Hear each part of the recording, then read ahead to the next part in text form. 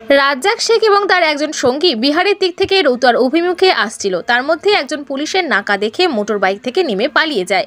তাতেই পুলিশের সন্দেহ হয় এবং রাজ্জাককে মোটর বাইক সহ ধরে ফেলে। তার কাছে তল্লাশি চালিয়ে 4টি 7mm পিস্তল, 4টি ম্যাগাজিন এবং 4টি কার্তুজ উদ্ধার হয়। পলাতক অভিযুক্তের খোঁজ চলছে। পুলিশ আরও জানিয়েছে তারা বিহার থেকে আগ্নেয়াস্ত্র এবং কার্তুজ এনে এপারে বিক্রির চক্রের সঙ্গে যুক্ত রয়েছে। এই পাচার চক্রের সঙ্গে আর কারা যুক্ত রয়েছে এবং এই অবৈধ অস্ত্র কোথায় পাচার করার উদ্দেশ্য ছিল, পাশাপাশি অপর পলাতক ব্যক্তির নাম পরিচয় জানার চেষ্টা চলছে। তিনি আরও জানিয়েছেন বেআইনি অস্ত্র কারবার রুখতে বিভিন্ন জায়গায় পুলিশের নাকা চেকিং চলছে। যেহেতু বিহার থেকে বাংলায় অবৈধ অস্ত্র ঢুকছে, তার জন্য বিহার পুলিশের সঙ্গে যোগাযোগ রাখা হয়েছে। ধৃতের নাম রাজ্জাক শেখ ওরফে টোটা, বাড়ি মালদার বৈষ্ণবনগর থানার দৌলতপুর গ্রামে। বৃহস্পতিবার ধৃতকে চাচল মহকুমা আদালতে পেশ করা হলে আদালত 10 দিন পুলিশি হেফাজতের নির্দেশ দেন। চাচল এসডিপিও সোমনাথ সাহা জানিয়েছেন, রতুয়ার মহানন্দটোলা ফাঁড়ির পুলিশ নাকাট্টি ব্রিজে নাকা চেকিং চালাচ্ছিল, সেই সময় আটক করা হয়েছে। 10টা 15 নাগাদ রতুয়া থানার অন্তর্গত নাককাটি ব্রিজের ওখানে যখন আমাদের রুটিন নাকা চেকিং হচ্ছিল, তখন দেখা যায় একজন বাইকে করে, মানে একটা বাইক দূর থেকে আসে এবং সেই বাইকে দুজন ছিল। এবার নাকা চেকিং হচ্ছে দেখে সেই বাইক থেকে একজন নেমে পালানোর চেষ্টা করে।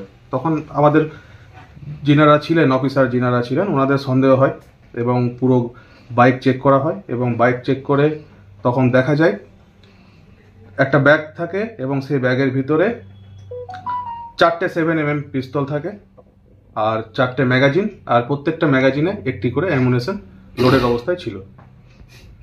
এই যে অবৈধ যে আর্মসগুলো আসছে, বিহার যোগ থাকছেই, হামেশাই এটা দেখা যাচ্ছে স্যার। এভাবে এটাকে কিভাবে রুখবেন আপনারা? আমাদের সোর্স তো ম্যানেজমেন্ট হচ্ছেই, সঙ্গে নাকাও চলছে, কন্টিনিউয়াস নাকা চেকিং কন্টিনিউয়াস চলছে আমাদের।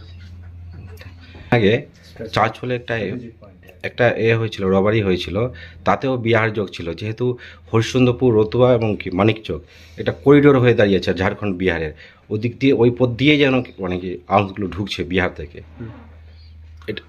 এটা আমাদের হচ্ছে বিহার পুলিশের সাথেও আমাদের মানে সুন্দর কোঅপারেশন আছে, মানে ওখান থেকেও আমরা বিভিন্ন মারফত খবর পেয়ে থাকি। প্লাস আমাদের এখানেও যদি কোনো কিছু হয়ে থাকে ওনারাও যথেষ্ট পরিমাণে কোঅপারেশন করেন। এই যে অবৈধ আর্মসগুলো ঢুকছে, আগামীতে 26-এ নির্বাচন রয়েছে, সেই কি নির্বাচনকে মানে এই কিছু আমাদের তো চলছে কন্টিনিউয়াস নাকা চেকিং চলছে, যাতে এই অবৈধ আর্মসের কারবার যাতে দিন দিন কমে।